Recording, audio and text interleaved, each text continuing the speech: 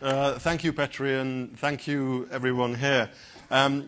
It's a bit scary. He said cool and exciting and stuff, and it's pretty hard following the YouTube and branding stuff because that's what kind of excites people and stuff. And then you say, here comes the search guy, and he's even wearing a grey suit. It's all tech stuff, really, isn't it? It's become part of the fabric of our behaviour, of our lives. And I think we kind of take it for granted a little bit, maybe even think it's a little bit dull. But hopefully, Neisha and I are going to excite you with some of the stuff that we've got today. I describe myself as a search passionist. That's how I feel about this. And you probably say, well, of course you are, because you work for Google and you head up search. But I think I was a passionist before I took this job, a search passionist, just to be clear. Hands up if you think search is sexy and exciting. Oh, wow. Oh, boy. I don't think you need us, actually. I think I'll leave now. A few more hands, hopefully, we get raised at the end of these presentations. So let's start. So I talk about this as being sort of navigating life and the magic of search. And this is our ambition in search, and we're a long way from this ambition. How many vegetarians in the room? Anybody vegetarian? When you go in and search for best restaurant in Dublin, do you still get steak restaurants coming up? Probably, yeah. So there's a job for us to do to really get results that are a lot more tailored to you. And actually, we want to do even more than that. We want to answer those questions even before you've thought about them. I know that sounds a little bit scary, perhaps, but that's the sort of ambition and goal that we have around search, and making it give you back exactly what you need at that point in time. So I'm going to talk a little bit about the search evolution. Perhaps it's a revolution. I'll let you decide.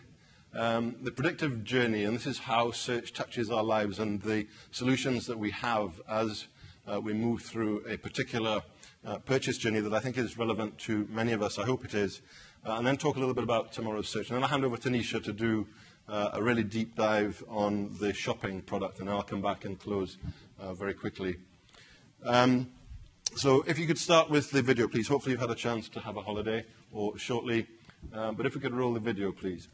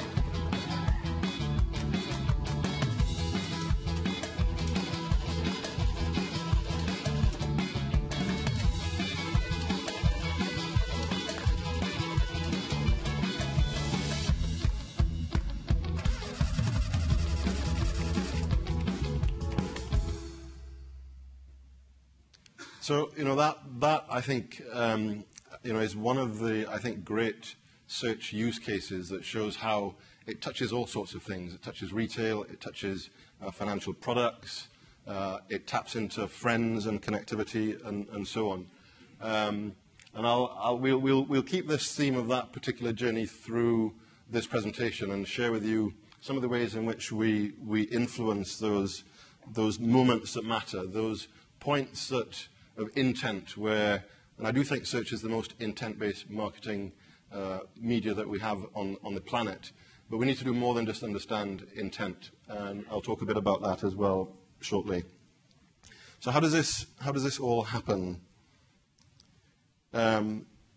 This scale of search, I don't know how many people really understand this. I don't always get this, but 20 billion sites that are crawled every day, 100 petabytes. Anybody know what a petabyte is? Because I need some help explaining this. Anybody? Technical petabyte? Yes? You know what a petabyte is? No? Well, 100 of these, the equivalent of 4,000 years of DVD playback, 4,000 years of DVD playback that is stored in our index, and 1 billion searches every day. I say searches, I think they're expressions of intent, people putting their hand up and saying, I'm interested in this product, this brand, this service. Hands up if you've ever done a search for something you're not interested in. Not that many? Okay, a few people. Why was it? Why did you do that? I think it's a definition of if I'm interested in it or not. Okay. So maybe I think it's more based on information gathering. Maybe I have to find something that I'm not interested in. Okay. Okay, so you're kind of using it to find something that you may or may not be interested in. So a bit of serendipity happening there. Great. We've come a long way. Anybody know how old Google is this week? We're 15. Yes, that's it. 15. We're a teenager now. And, you know, you look back at the sort of things that we've done over the period of search. And I'll highlight some of the key things for us. So things like voice search. And you'll see some of that as we go through today as well.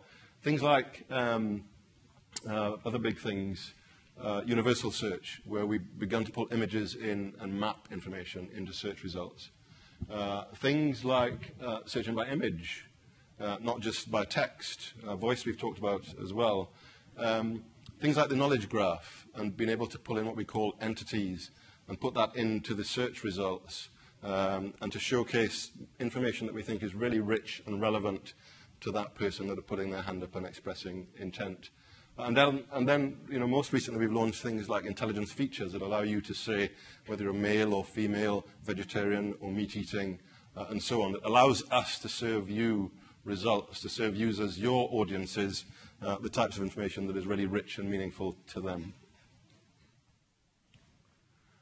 So what sort of behind the scenes, how do we deliver this? What makes this work? What is this you know, continuous testing and continuous refinement that we're doing to the our search proposition? And you see some of the numbers here. You know, on average, twice a day, we're adding new features into search in 2012. And all of these new things that we deliver are tested with real human beings, like you and me. And we do it at scale. You know, we do experiments in the background on small percentages of our search audiences before we release things that are live and into the core product. All right, so I'm going to think a little bit about, we've talked about the technology and how that's evolved. I'm going to talk a little bit about how I believe marketers are evolving and you know, what the opportunities are, how to through this evolution or revolution, depending on how you think about it, you know, what are the things that need to be done at each of these stages. So I think at the start of search, it really was about the technology. You know, it was about the basics of AdWords, about the interface, about, you know, understanding that as a technology, about creatives and bids and budgets and all of those fundamental things that are still critical today. I think we're now very, very much in this phase of understanding the consumer journey. And, you know, attribution's been one of these big buzzwords for such a long time now, but it's something that not many people I think conceptually understand, but then, you know, find it really hard to take that next step of, you know, how do I figure out what's the right attribution model for me, for different parts of my businesses? How do I then link that into bidding? And then this other era that I alluded to at the start, which is around the predictive era of search, and trying to understand intent even before it's expressed. And content linked with context is a really, really powerful thing that I'll expand upon very shortly. I think one of the points I would make here is that you know, this is not this linear sort of sequential step.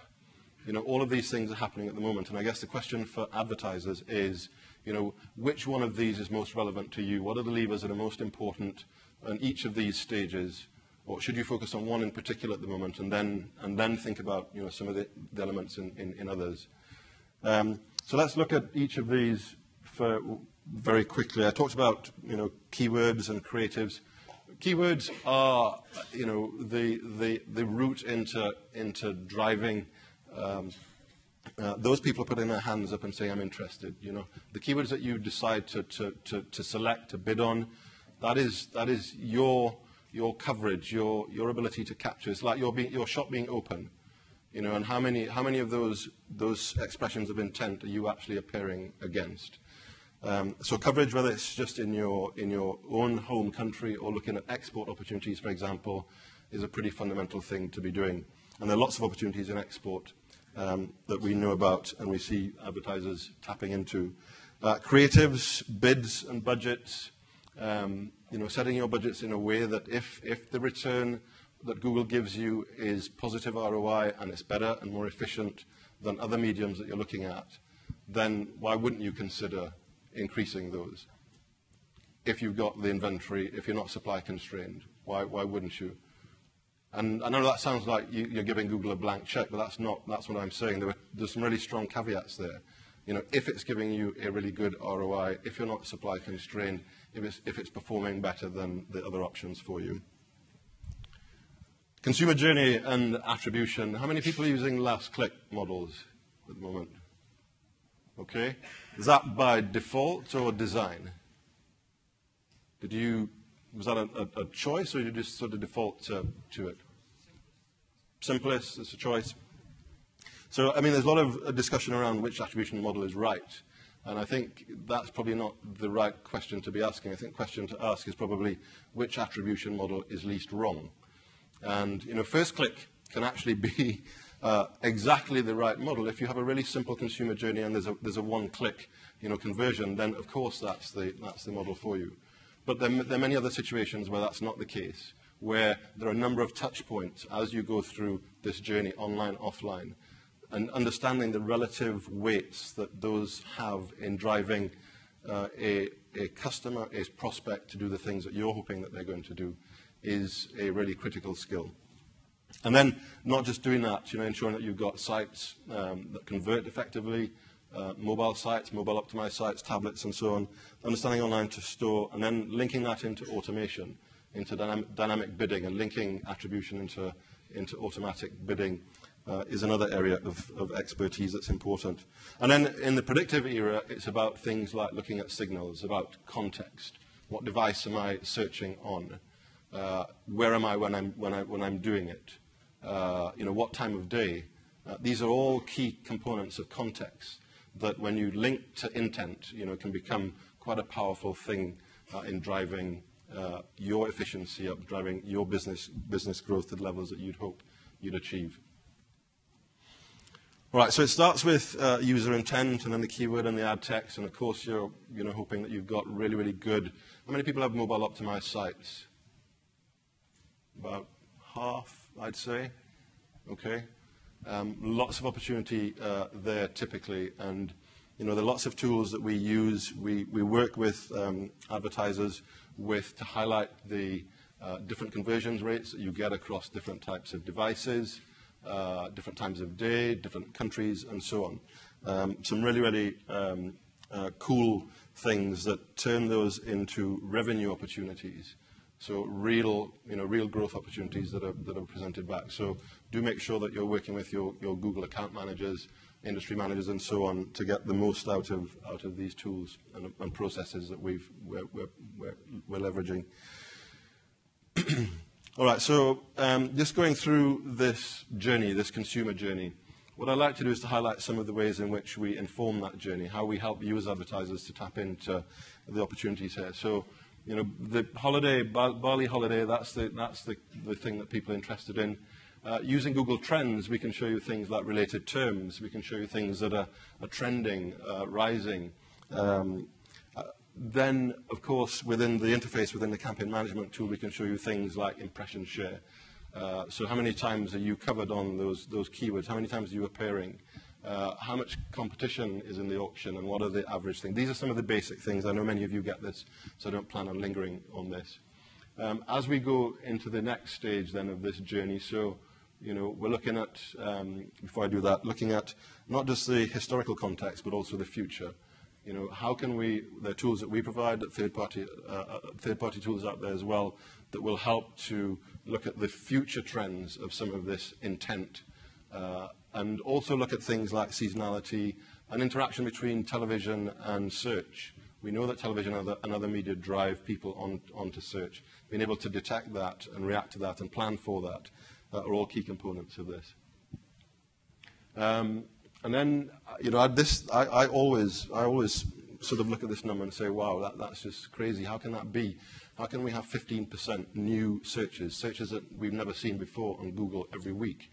And what does that mean for you as an advertiser? How do you tap into that? How do you get, you know, leapfrog your competition and so on to make sure that you're the first person that's detecting this? And we built tools like dynamic search ads that allow us to, if you tell us what's the content of your website, we will automatically figure out some of these new signals of intent and use that to drive those to your sites. All right, so we know the journey is pretty complex. You know, whether it's looking for winter sun, searching for the destination on a mobile phone, or making plans, booking flights and hotels, or the final preparations. And here are some of the things that we offer as tools to helping, you know, for measurement and analysis. So Google Tag Manager, a free product that enables marketers to do real testing without having to always go back to the IT department and having that dependency and that drain on them, to be able to do these things quickly and efficiently. Multi-channel funnels in Google Analytics, and you know, the default model of, in some cases, of first click, looking at all of the options that are available to you and being able to do that, you know, really, really quickly and efficiently. And then somebody asked the question of Kirk about Google shortly being able, you know, looking at cross-device conversions. Universal Analytics is that tool that will enable you as advertisers to do that, to get a lot closer to understanding how people are moving across various devices. And to also, you know, we're also building capability to allow you to input offline conversions and so on, so that you can get a real sense of the ROI that is truly being generated by the investments that you're making in search. And then I talked about context of where we are, what devices we're on, of knowing, you know, providing timely information even about the weather in Bali over the next couple of days, for example, if you're just about to leave, or about hotels and reviews. And Neisha's going to talk a lot more about shopping. Product listing ads that brings in dynamic feeds is one of the really exciting vertical products, I think, that we've launched, and there's a lot more excitement to come that I think Neisha will share with you.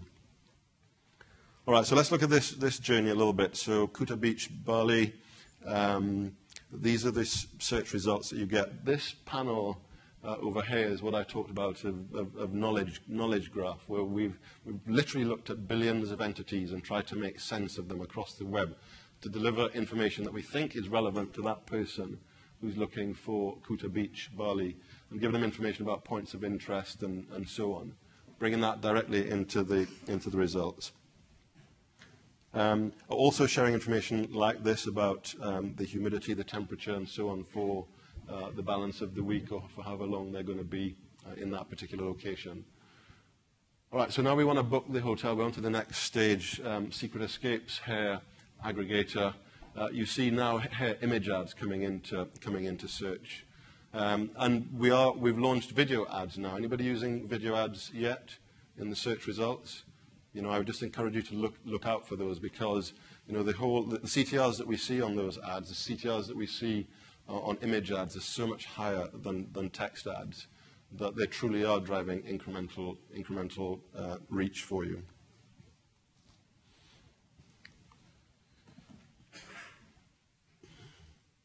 So now we're looking for hotels in Bali. This is our hotel price ads product.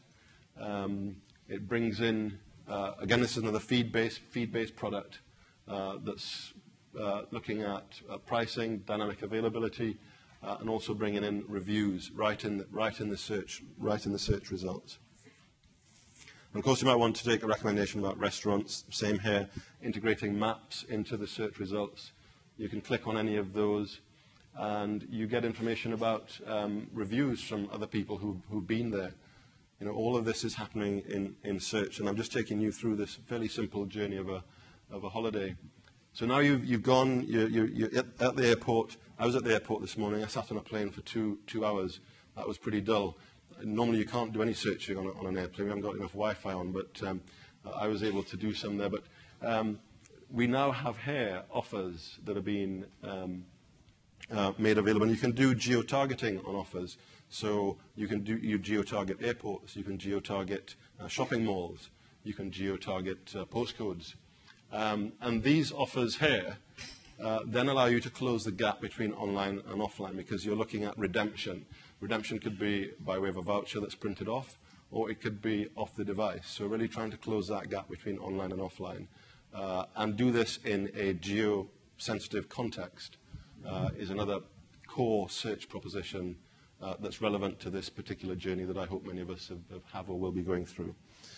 And then we've done this. We've flown. We're here. Welcome to Bali. Yep. I'm going to play this Google Now video just to give you a sense of this proposition, this search proposition, and how it all works. Could we play the video, please? Instead of having to sift through and organize all the information you need throughout your day, all that information is ready at the exact moment you actually need it. Introducing Google Now. Now with Android, one simple swipe gives you the information that is relevant to you right now. As you leave your house, Google Now is smart enough to check current traffic conditions and has prepared an alternate route for your commute. Google Now is always one step ahead, so you can feel more confident as you navigate your day. When you're at a subway station, Google Now can tell you what trains are next, find you interesting local places to eat. Is there a good Japanese noodle bar nearby? And when you're in a restaurant, your phone already has the best dishes listed for you. Google Now automatically keeps you updated on your favorite sports teams in real time, just in case you are curious about that no-hitter. With the predictive power of Now, you get just what you need to know right when you need it. So what would Now look like if we were in Bali? Here's some screenshots of the type of information you might get if you were on this particular journey. The thing that I really love about Now is that it's a learning thing. If you react it and say, well, actually, this particular piece of information that you've given me isn't that relevant to me, then you can say that to Now, and it'll factor that into the next time that it's thinking about things that might be relevant for you. And of course, click to call. You know, you're now on the beach. You want a surfing lesson. You know, straight through from the search results, you can do click to call. One of the nice things about this is linking this to remarketing lists for search ads. So, if you know that somebody's already been on your website, then you can alter your bid so that you target these more aggressively, more assertively than you might have otherwise. So that's the journey. You know, and how search at every stage of that journey, there's a solution that's relevant to that particular user. And like I said, I think for many of us, for me certainly, I sort of just take search for granted. It's there. It's part of my life. It's you know, it's just part of the fabric for us. And we don't perhaps always think about the ways in which I think it enriches our lives. So let's talk a little bit about tomorrow's search. I'm going to show a video, and then I'm going to try and do a demo, which I hope works. It's always dangerous doing these live demos. Hopefully the technology works. There's nobody from Microsoft in the room, is there? No? Okay. Let's play the video, please.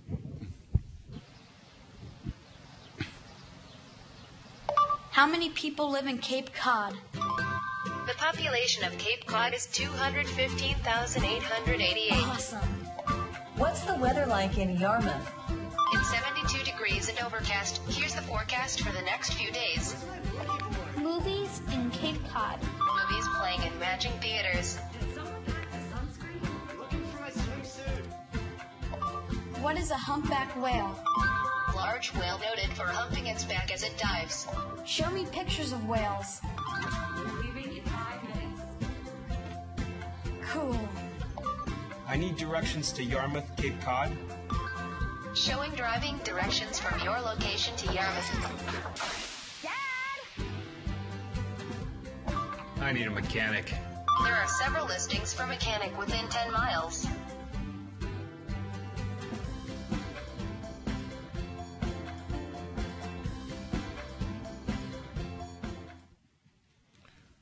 Okay, so that's a bit about voice search. I'm going to go to my phone in a minute now and do this thing that is kind of conversation mode on search that is still in development, but let's see if it works. What is the capital of the Republic of Ireland? Dublin is the capital of Republic of Ireland. How big is it?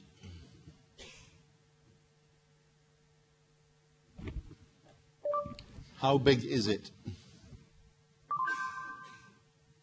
Republic of Ireland has an area of 70,273 square kilometers.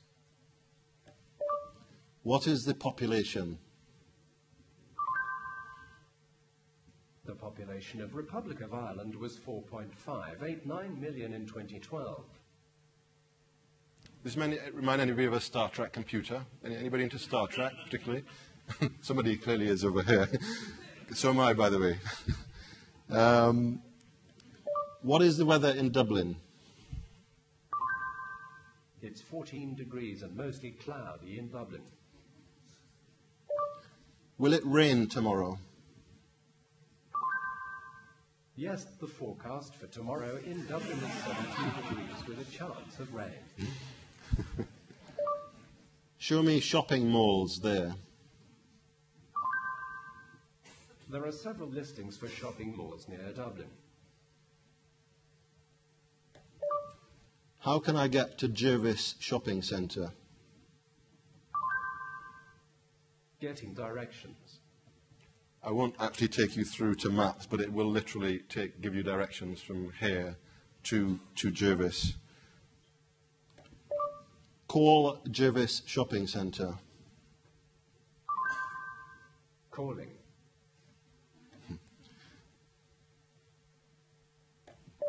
Remind me to buy a plug when I get to Jervis Shopping Centre. So it's dropping this into Google now and to my calendars for me. It'll.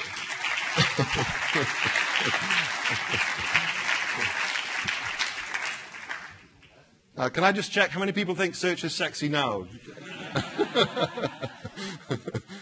Okay, I'm going to do one last one. How much fat in an avocado? 15 grams of total fat in 100 grams. How do I get a Guinness in Dublin? Getting directions. So that's it. Thank you very much, ladies and gentlemen.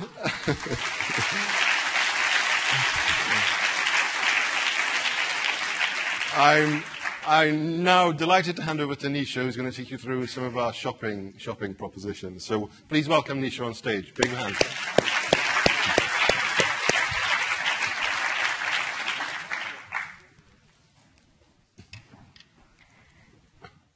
Cool. Hi, everybody. My name's Neisha. I work in Adrian's team, and I'm a product expert on Google Shopping in Northern Europe. So Adrian's just given you a run-through of some of the latest and greatest on our search property. But as you're all retailers here, we thought we'd also give you a deep dive into what's going on in Google Shopping. So I'm going to talk a bit about what we're doing now, what we're working on, and what we hope to see in the future in our property. So firstly, before we look at where we are now, let's just take a quick step back as to where we were. So does anybody remember this? It's our 15th birthday, so I actually don't remember this. I think I was thinking about boy bands or some other stuff, so I missed the start of the internet, but there we go. However, I do remember this. So this is our search page just a couple of years ago. So I hear you thinking, why is the shopping lady showing us lots of pictures of the old search page?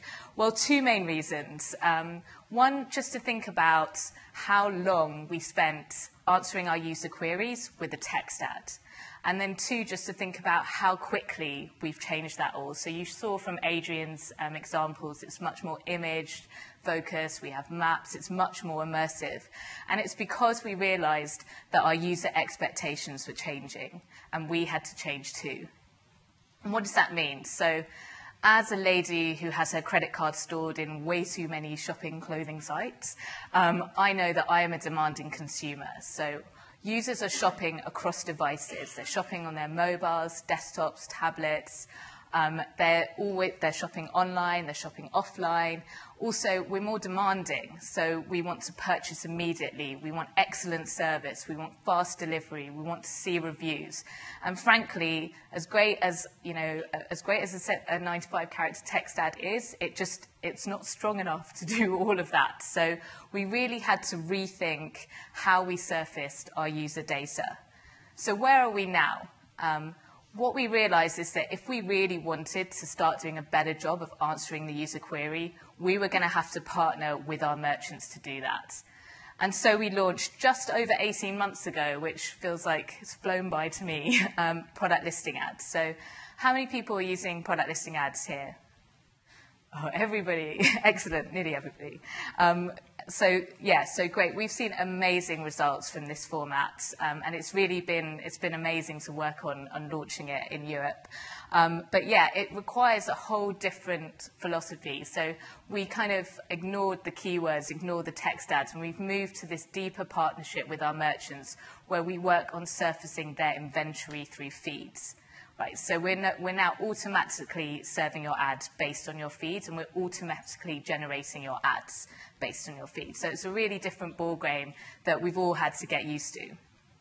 But that's just one part of our shopping story. So the ads, is one important part, but we have a whole other part that we're thinking about, and that's the whole user journey. So it's not just about the ad format, but it's really thinking about how do we answer the user query? And the query being not just literally, I want a digital camera, but also answering the questions around delivery, service, reviews, all the other things that inform our users' purchase decision making. Okay. So these are the types of things we're thinking about. So what are all the moments of opportunity? They're about finding the right products and doing that through pictures, doing it through reviews, finding the right price. So how do we help our users find the right price, look at shipping, delivery costs, all that kind of whole picture around that. And how do they find the right stores? So user ratings and locations, maps, customer services, who is the best merchant for them? And finally, how do we help them get to that final conversion point and buy, whether that is offline or online? Okay, so I'm just going to now do a quick demo of our Google Shopping property in the US, where we can see some of the things we're thinking about and how we're trying to surface this information. What I would say as well is that launching product listing ads was just the very beginning of this journey, and we have a long way to go with our merchants to do that. Also, I don't have any really cool videos, so we're going to go through a live browser experience together.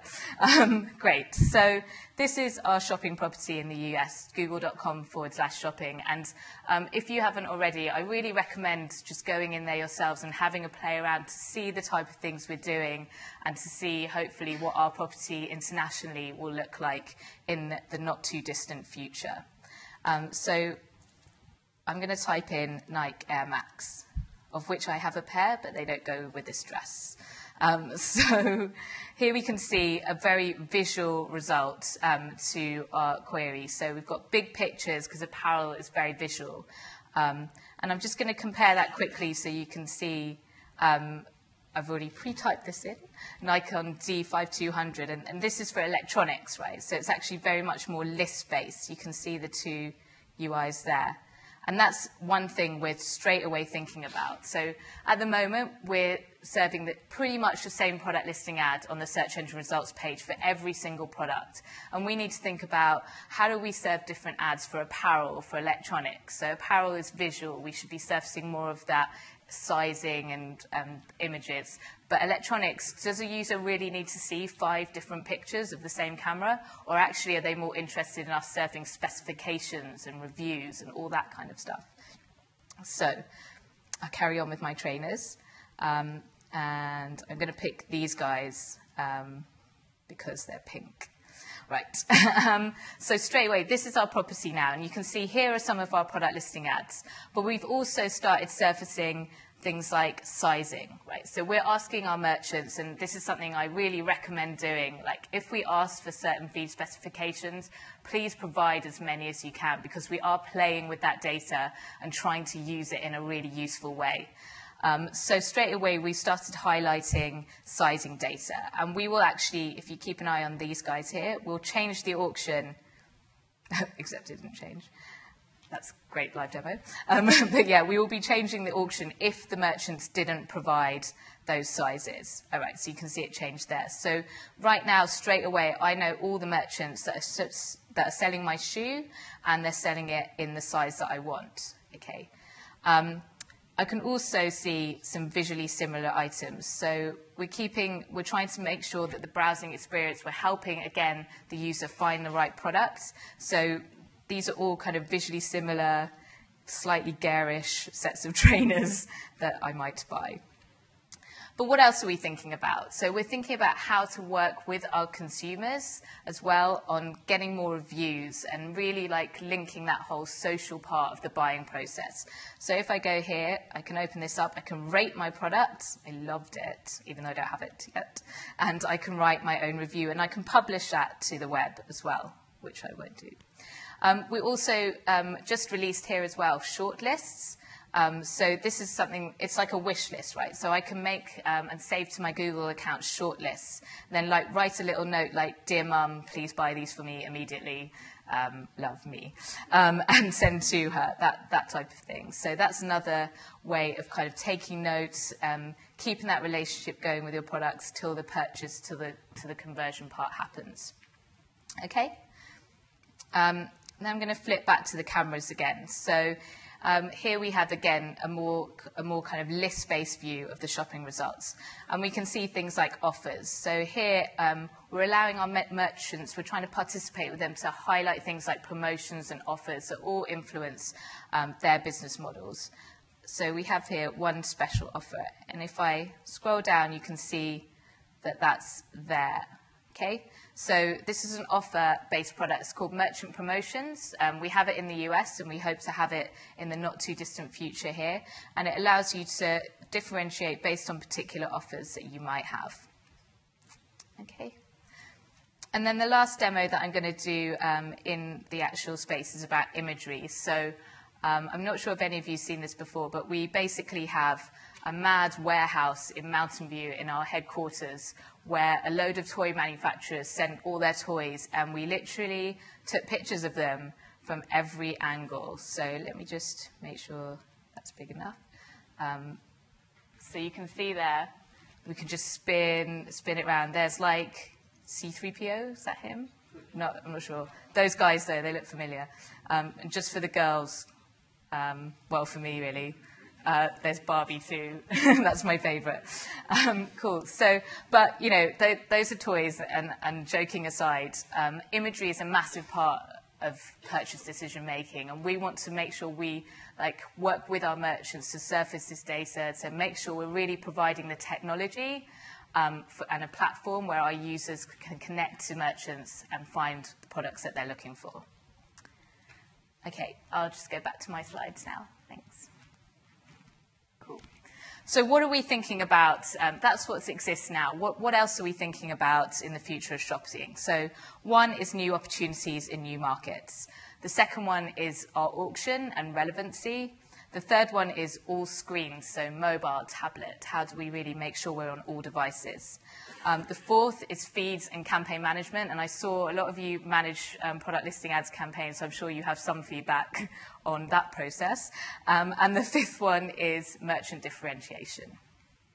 Okay, so new opportunities and new markets. So at the beginning of this year, we were told that we wouldn't launch product listing ads in any new markets this year because we just had too much to do. But our product was so successful and so in demand that we've really worked to try and launch in some new markets. Does anyone want to tell me which new markets they are? No, I only found out from Google. I copied the flags. They are Norway, Sweden, Denmark, Austria, Belgium, Turkey, Poland, and Mexico. Okay, so we are beta testing in all those new countries right now, and we hope to launch in the coming weeks. Obviously, I'm a product person, so I'll never say a date, but in the future, and hopefully this year. So that's something you should definitely get involved with, especially if you have your business operates in multiple markets. What else are we thinking about? So we're thinking about relevancy and a better auction. So first of all, we're trying to make real improvements to our auction.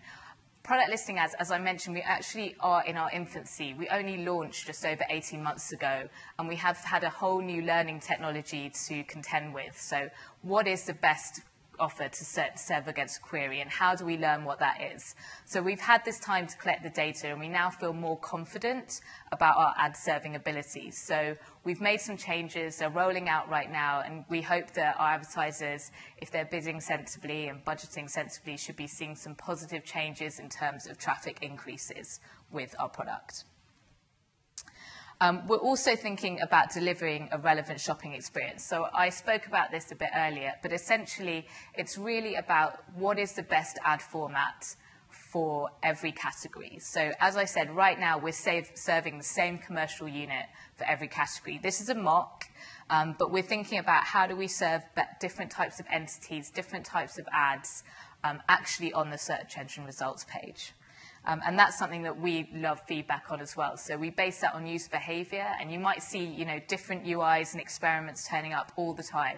Right now, we have one on the search engine results page that expands out to show 16 product listing ads. So those changes will come and go. A lot of them are experiments that we'll take away because we're kind of starting from scratch and with this whole new format. Okay, what else are we thinking about? So all screens, what do we mean by that? So first of all, product listing ads on all devices. So does anyone know when we launched in mobile outside of America, product listing ads? No, April. Okay, so that was very mobile first of us, or not, but we were late to the game, and we know we were late to the game with mobile, and we have loads of catching up to do, but we have a really dedicated team working on that. So we'll see a lot of changes in our mobile space in the near future. So working on better UIs, working on carousels, really making that immersive experience across all our devices. We're also going to integrate that into our search propositions. So, Adrian was talking about Google Now before, but we also want to show, these are product cards, so you can see them on Android devices. So if a user's typing in a really product-specific query, then how do we show them a more visually compelling result? So that's something else we're experimenting with at the moment. And then lastly, the big question, how do we use mobile and use location and the context behind that to connect our users to their local stores? So right now in the US, we're doing a very small alpha test called local product listing ads. So as you all already use product listing ads, you will know that right now you can only use product listing ads if you're able to fulfill the purchase directly online on your website, right?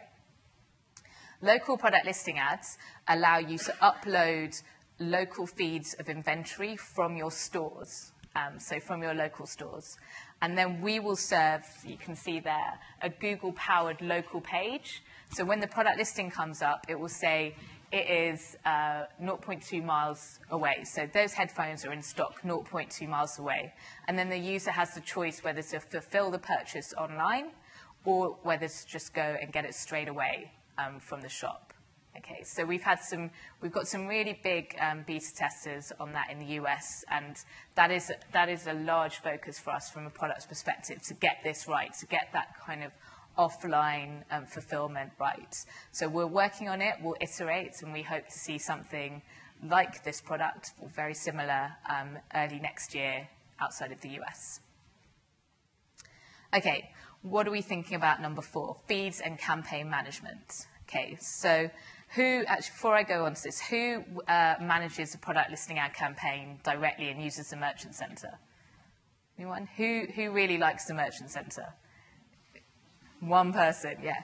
Okay, I do not like the Merchant Center, and neither should you. But we're doing a lot of work. Okay, so the Merchant Center is a legacy tool. Okay, we used it from product search. We know we need to get our stuff together and get you a better tool. So we're working on it.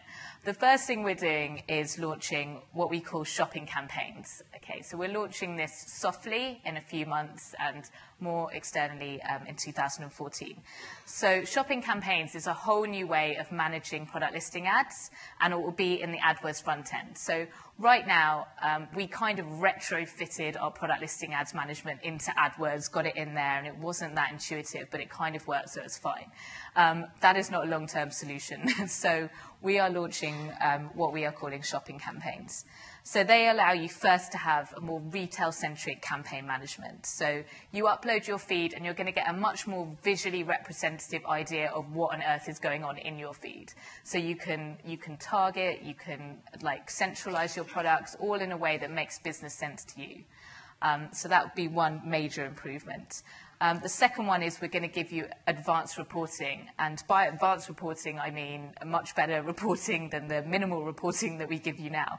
So we will be able to do things like see how you're doing against your competitors, benchmark your CPCs, benchmark your CTRs, and then also see things like impression share and bid landscapes. So really get an idea of how you're doing and where the opportunity lies. Okay, so we're really excited about that launch as well, coming up fairly soon. Okay, and then lastly, what are we thinking about? We're thinking about merchant differentiation. So I spoke quickly about merchant promotions. That's the offer-based product. And all these products are trying to highlight, all the other things that we think that our users care about when they're making their buying decision. So they do care about offers. They also care, of course, about delivery, and they care about service. And how do we allow our merchants to independently highlight their own service and highlight their own delivery in an easy way? And we have this program that is launched in the US. James mentioned it earlier, called Trusted Stores. And it's a badging program that you can badge your product listing ads, and you can also badge your website and prove that you're a trusted store. We use third-party data, and we also guarantee it. So it's a really great way, and we've had huge participation in the US for this product. And then lastly, we have, of course, Shopping Express, which is just, it's nuts. So we've just got a load of vans, and we're just doing same-day delivery. So we're obviously we're trying this in the Bay Area. It'll be really interesting to see how it pans out. But again, we're partnering with our merchants to really provide that end-to-end shopping experience. Okay. And then just a couple more things that I wanted to talk about. So those are all things that, what we're working on.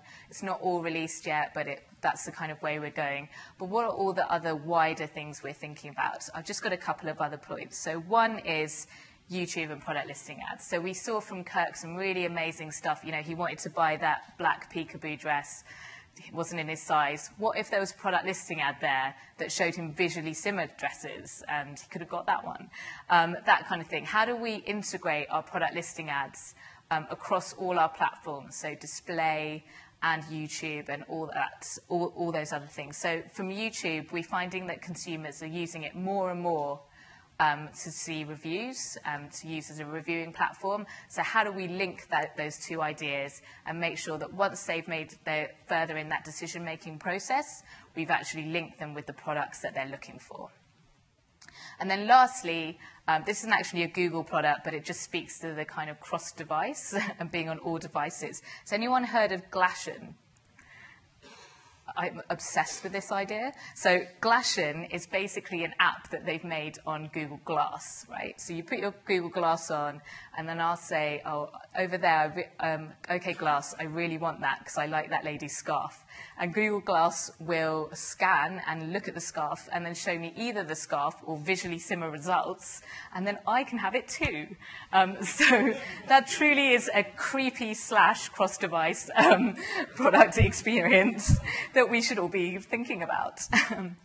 But yeah, so finally, guys, what I want to say is product listing ads for us has been an amazing first step, but it really is that. We want to partner with you guys, partner with our merchants to really make sure we're providing the best user experience and that we're connecting our users to our merchants in a truly immersive way.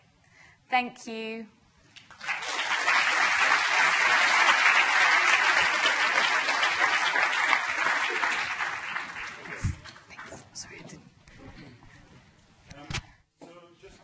Just one thing from me that might excite you a little bit.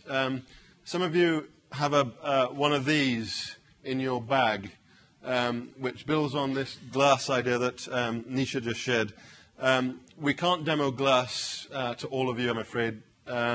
But for those of you who have this, there will be sessions tomorrow for I think about 20 people in total, 2 sessions of 10. That was all we could squeeze in. So the lucky holders of these, you have the option to go and look at a glass demo tomorrow. And I think that'll be a pretty exciting thing for those of you that can. So please hang on to these. You want questions? Or not? Let's take a few questions. Absolutely. Wasn't that cool? Did you find yours? I have one. I might even... Oh, very good. There is one. I see there one. Anyone else found this? Oh, I see quite a few of them. If you're really kind to me later today, I might give this out to a lucky winner. So, but I'll keep it now. Let's take a few questions. Search, shopping. I'm sure you have loads and loads of questions. Come on, guys. Oh, here we go. All right, let me take first from the back there, okay?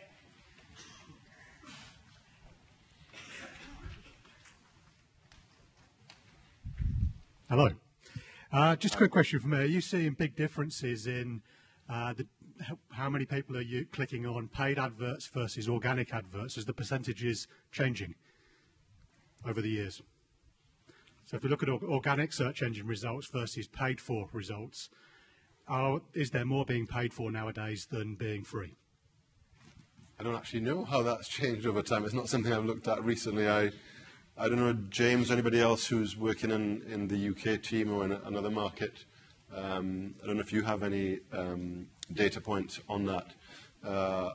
Forgive me, I genuinely don't know the answer to that question. Neisha, I don't know if you have. I'm sure we have the answer here in the room. Yes. No. Anybody? Anybody from Google? Anybody at Google? Oh, even kind of like our partners. Oh, yes, yeah, sure. Sorry. Go ahead. You know better.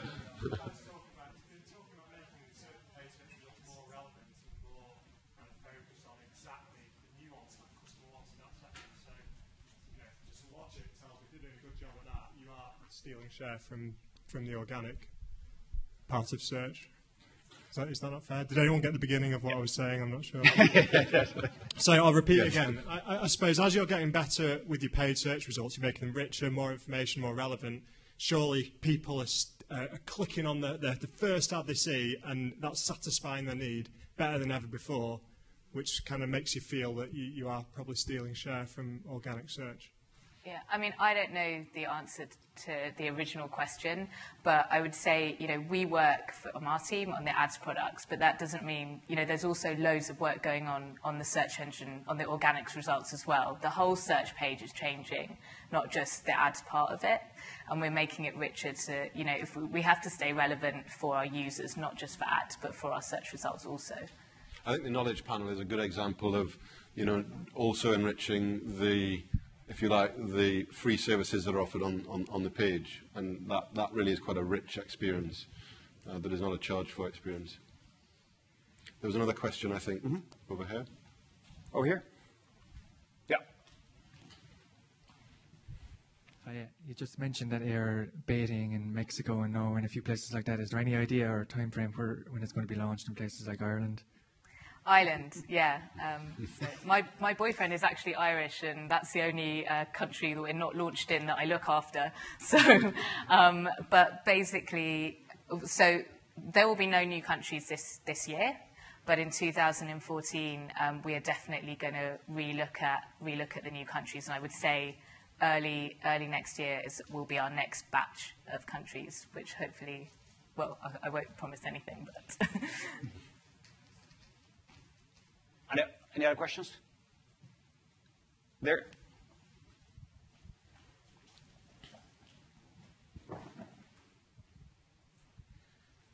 Thanks for that presentation, guys. It was really good. Thank you.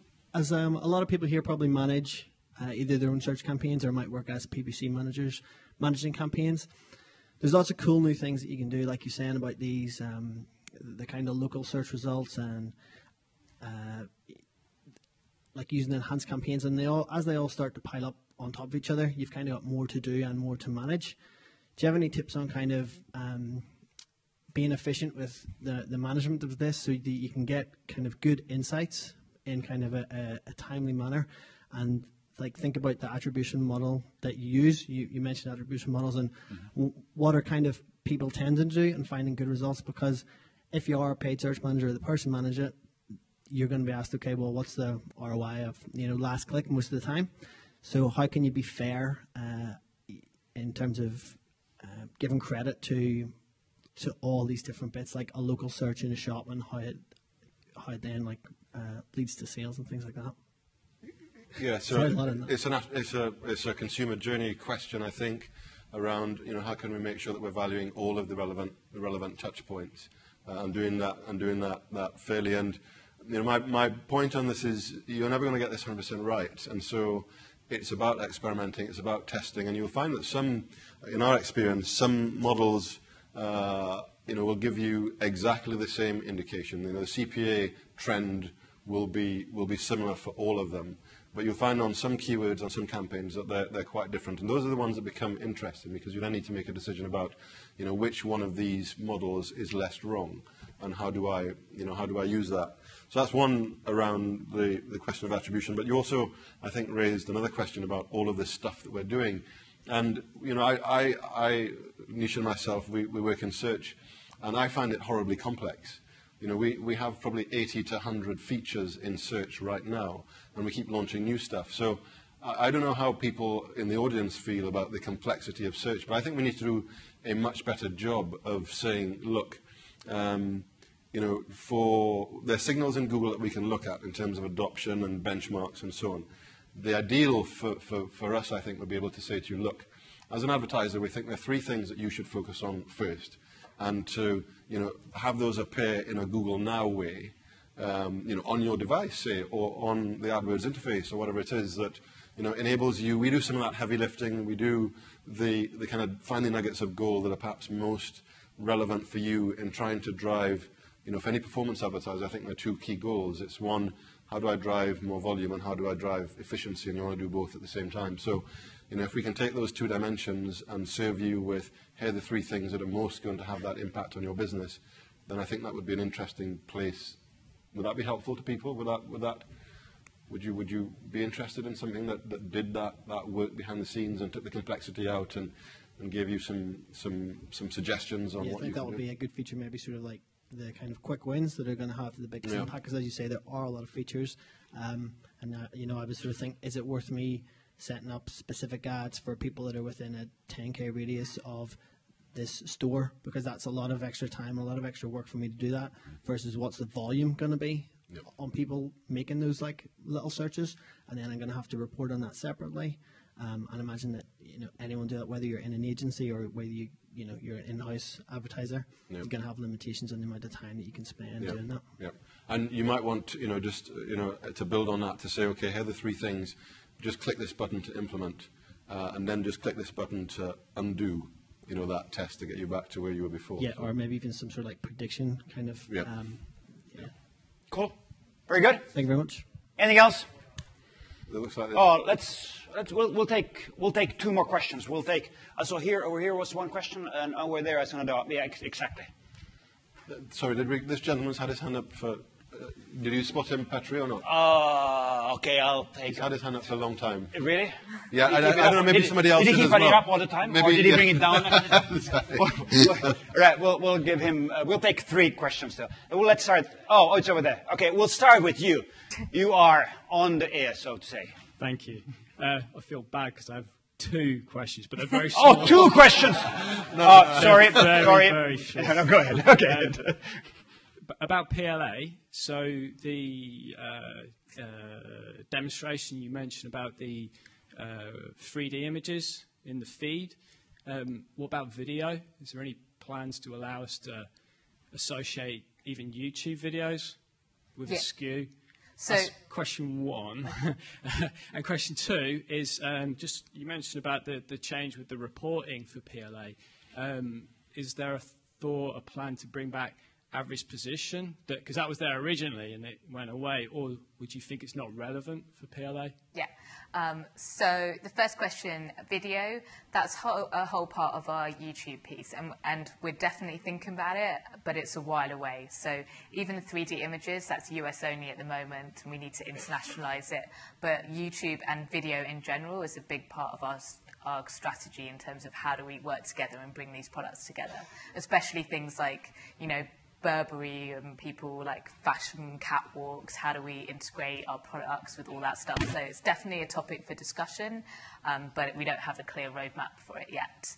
And then the second question was about average position. So little secret about average position data that we launched when product was first out, we actually didn't, that was all wrong. So we took away average position data because basically it doesn't mean anything. It's not actionable in the sense that the slot kind of is like that. So 1 to 5 isn't that vertical preference type thing. And also we don't split it up reporting for the shopping property and for the search engine results page. So that number doesn't necessarily give you a meaningful insight into what action you should take. So your position out of that, if you're the horizontal block underneath the top 3 ads, if you're on the left or if you're on the right, that's not affected by ad rank in any way then? It is affected by who we choose to serve, but you can't really, because 1 to 5 exists, 1 to 3 exists on the search engine results page, but it could be on the right-hand side, it could be in the middle, and it could also be on the shopping property. So it always means a kind of different thing. So it's not a consistent metric. So we're not able to give you clear reporting on it, even though we use the metric to choose which offers we serve. All right. Thank you. Very good. We had a question over here. Thank you. I may be showing my ignorance now, so please forgive me. So whenever I speak to my search team or my search agency, and I do a search for my product and I see one of my third-party retailers' image instead of my image in the product feed, they say it's because they've got a better product feed going into the merchant center. But as the brand, shouldn't I be upweighted because it's my product? So do you mean so whose product listing ad is it? It's their product listing ad, but if I click into the full list, I see my product listing ad. But my view is, as the brand, shouldn't I be upweighted rather than my third-party retailers? Well, it's an auction, right? So and we're still bidding quite aggressively.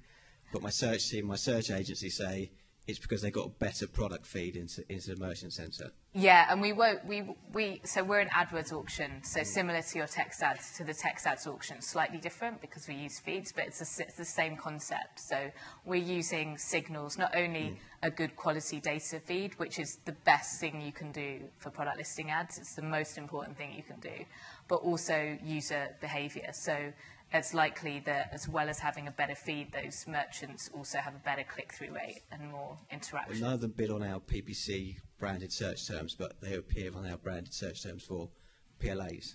Yeah, but because product listing ads is a different thing, right? It's about products. So a user's typing in a Nikon camera, so we are showing them 5 Nikon cameras. Okay. That's kind of okay. All right, and our last question here in the middle.